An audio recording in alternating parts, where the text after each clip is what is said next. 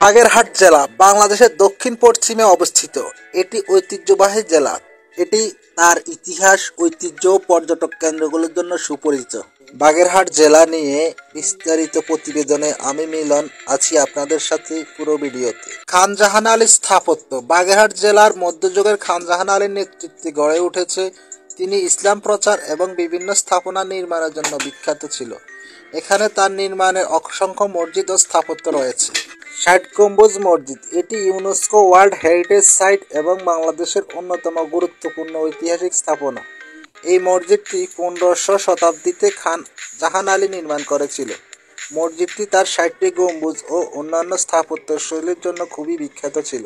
সুন্দরবনের কাছাকাছি অবস্থান। বাগেরহাটে সুন্দরবনের প্রান্তরে অবস্থিত। এই এলাকার সুন্দরবন সংলগ্ন হওয়ার কারণে এর ভৌগোলিক গুরুত্ব অনেক বেশি। ষাট গম্বুজ মসজিদ কমপ্লেক্স। প্রধান আকর্ষণ: ষাট গম্বুজ মসজিদ, খান জাহান আলীর মাজার এবং আইবি পুকুর ও সারা বছর পর্যটকদের ভিড় থাকে এখানে। খান জাহান আলীর মাজার। খান জাহান আলীর সমাধি একটি ধর্মীয় এবং ঐতিহ্যবাহী কারণে গুরুত্বপূর্ণ। এখানে এখানে এসে ভিড় করে।